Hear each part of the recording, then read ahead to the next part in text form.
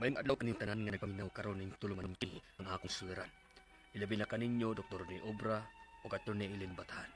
Ingon man sa mga artista nga gataw kinabuhi ning akong suliran. Ako si Lyle, 50 anyos.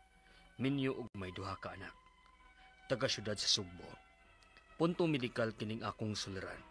Kabahin kini sa akong gibati nga gout nga wa na ko kasabot sa grabing kasakit ni ini. Aron yung isabtan, sugdon ko sa dihang sagunson na ang pagsakit. Ingon ni ini ang mga panghitabo.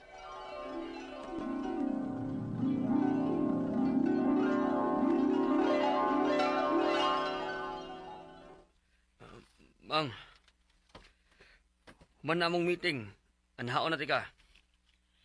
Sige kay, gani haraman sa kong nahuman sa akong trabaho. Pero ni ako karon sa supermarket. Arean na lang ko, diri ko kuha apang. Ganong naaman sa kadiha. Nagunsa man ka? Ay alangan mag-unsa day ko din he. Nang grocery, good pang. Wa na lang yun ka makahuwat na ako. Aron kitang duha magkuyog og grocery diha. Usik man king oras, good uy. Isa magpaabot ko nimo nga wa ko'y gibuhat. Jesus, nga ano man di ay god. Nagpaabot lagod unta ka na ako. Wa gani ka magpahibaw daan nga mo anha ka. Hala ha, bigyan nimo laylangin ako ha. Lagyod nimo. Pag naglaag-laag ko, oy. Mungkin daw ito gibuhat diri, nang grocery raman ko. Oh, wa ta hibaw. Sige na. Anhaon na tika.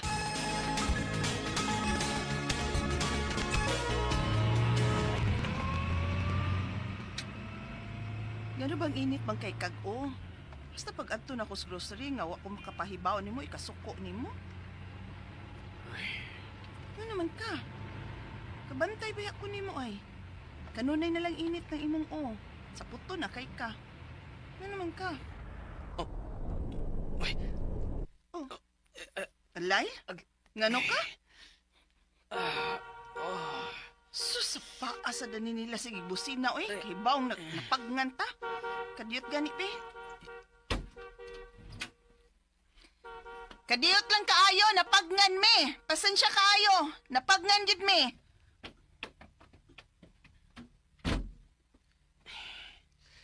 Uy. Nga naman to pang. Asig saba mang sakit niya akong tiil. Pati sakit ang itunom sa clutch. Unsa? May sakit na sad. Init na kayo akong offer mi. Dali na akong suko. Apiktuhan ang akong asawa. Tungod kini sa kasakit nga akong bation sa tiil. Kini yung kumagko nga bahin ang perteng sakita. Hangtod na nga mo balin-balhin ang kasakit sa may bahin sa akong tiil. Muhubag kini og mamuwa og maayo. Ug bisan gamay tandog, grabe kasakit gyud. Naay higayon nga mapagdan ko sa sakyanan samtang mag-drive ko kay mabuhian man nako ang clutch tungod sa kasakit itamak. Unya, Uy, kuya, wagod, Brad. May gani kay wa mo madiskrasya. mao lagi brad. May gani kay hiner akong dagan nga medyo traffic nga naka-break ang nagsunod namo. Perting busin na oy. Kidding, Brad. Ako pa nimo, no? Ipa-check up na lang na ay. Kabantay ba ko nimo? Sige kag inom og pain reliever. Silisib, wala wala imong imnon pirme. Isugra ba na? Pagkadaot ba'y nasatay o kidney? Lagi brad. Taon-taon na ba ko sig inom ana? Kada sakit akong imnan kay di madaoy. Di ko ka duty permi og di na ko imnan. Brad, kining ako tambag lang nimo, no? Pa-check up na lang yun. Aron nga mahatagan kag mayong tambal para ana. O ma-advisean kag unsay bawal nimong pagkaon. Ako bitaw naman ko ana. Nagpa-check up ko.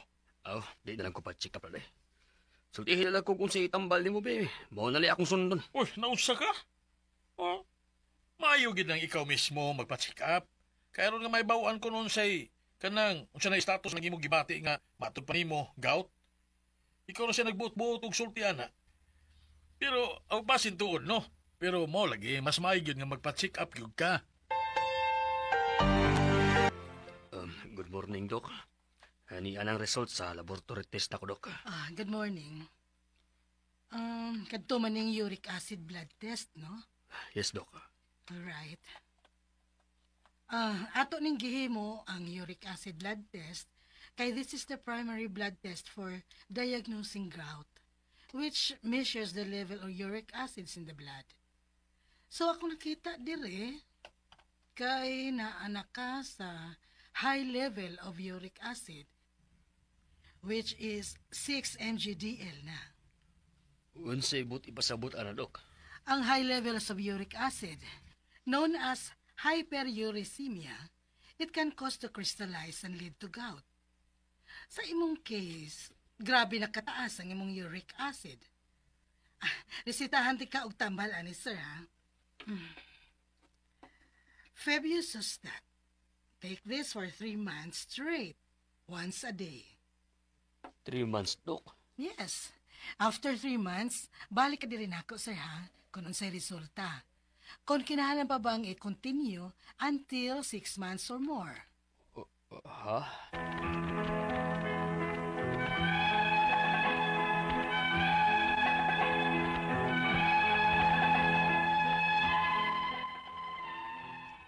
Nabalaka ko sa giingon sa doktor nga motake ko sa tambal nga iyang reseta nako para sa gout ko no. Iyang ipainom nako for 3 months. Unya after 3 months, follow-up check-up ko. Kung kinahanglan pa bang ipadayon until 6 months or more.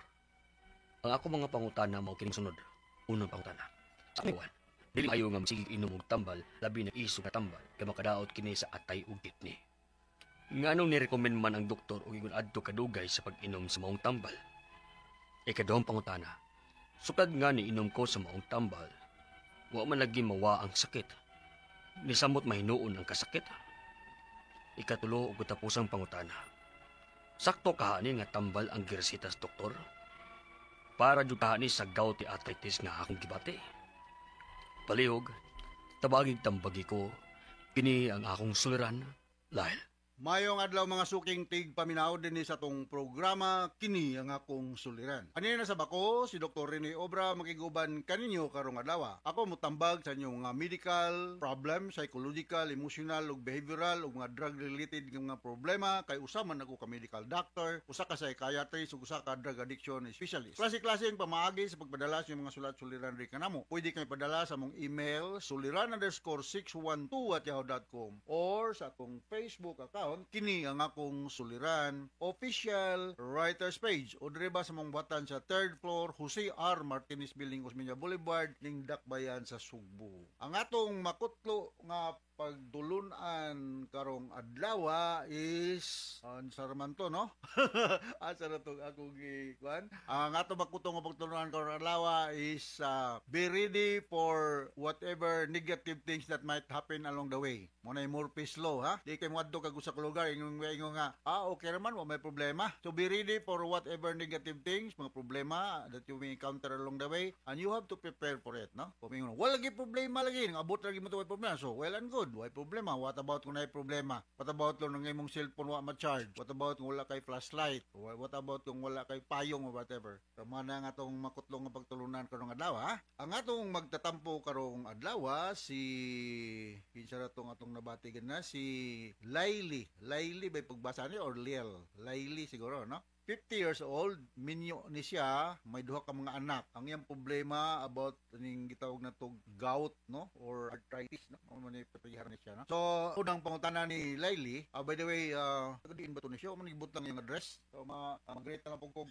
niya sa kumitahan, mga Ruel Takaran, sa kamay, Susi, Bini, Diati, Barito, Diati, Rosso, Diati Junior, Darm Dallas, Ranolfo Duran, Kapitan Benji Perinal, Bing Perinal, no? Mga DOSTRs Blue Saldi Tampos, Jeffrey Luberas, Paul Jerome Solis, Geraldine Lupes, Mark Binji Lakyo, and Lloyd Pukong, no? Og mga LGBTQ diya sa City of Naga, kay Maika Kaye, Josefa Sarino, Jade Sabruso, og si Jerry Nadila, Brian Nadila Batayola, Lolong Bantilan, pero ba gini silang maminaw, ingon na si Brian, nagkita mi dito, namista mi dito sa Pardo, Dok, kada adlaw gyud ko maminaw nimo. Ako kang igret, no? Og kining mga taga Barangay Garing Konsolasyon diya sa inyong NA shooting range.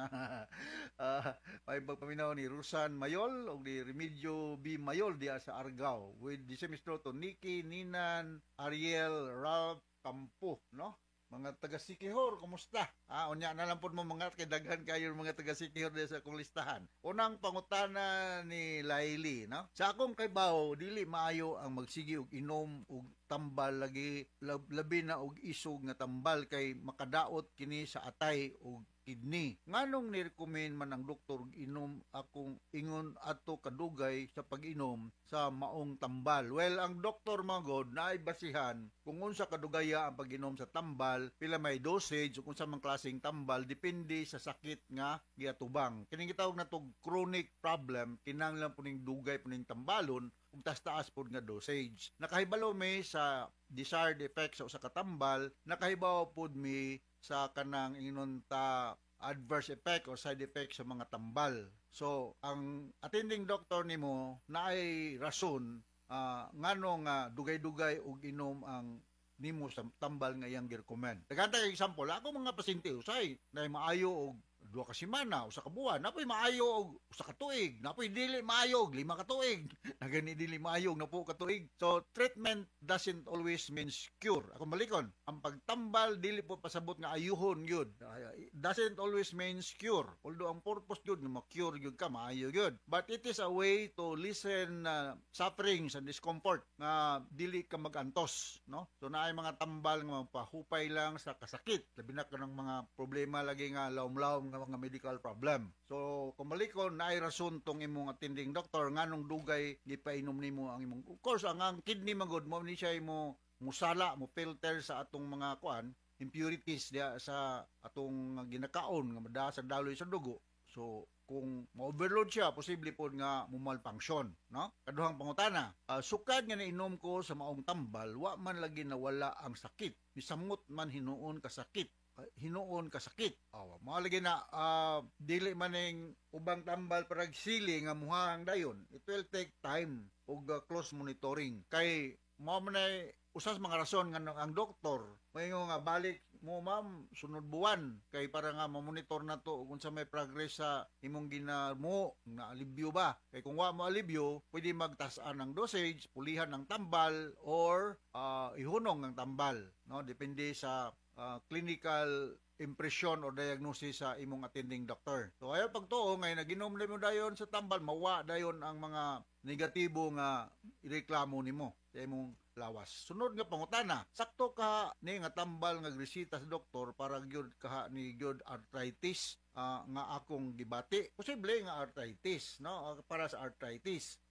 Naamang og naa kay mga simptomas sa arthritis like joint pains, ang murag baga diha sa imong mga joints, lisod kag lihok, nya mamulada, mo swell, nya mausab ang porma sa imong joints, posible na siya laili nga naa kay deposition of uric acid, na unsa man ning uric acid, posible na siya mga gout ana. Aning uric acid normal body waste na siya nga mo produce kung ang chemical nga purine ma-breakdown. So kining purine naturally occurring ni sa atong lawas. Kung positive ni sa mga pagkaon like mga organ nga mga sudan, ang laman sa tiyan ba, masyai, mga unsa man diha lami ba kay shellfish, katong mga scallops, mga tuna, mga codfish na siya taas og kanang contents aning gitawag nato og uric acid, no? Shellfish na siya. So mao na nga mahitabo. So ang kinibagong uric acid wala na siya og mga kristal nga mga monosodium nga mo deposit ya sa mga joints. Mo na nga mosakit kay mo tusok-tusok man yang imong dugo taas og uric acid, gitawag din namo sa pinulungan sa mga doktor at sa hyperuricemia, mo result ni siya og arthritis. Ning kamot ng po ko speaker nimo Laili ha. Ang treatment ani is more on dietary restrictions, avoid mga tag-as nga mga katong gipaingon nako nga mga pagkaon. Nya kay mo lose ka og weight na. Kinahanglan ang tambal ani coconut water. Nindot siya. Kini mga ginger nindot siya o hyper no pika banana green tea. Tasan mo water intake mga 8 glasses per day. Mo maagi nga bawas-bawasan ng uric acid sa atong lasay. Pagka-cause niya sa tinuod og sakit sa tuhod sa mga joints, gitawag na to og gouty arthritis, no? Or gout.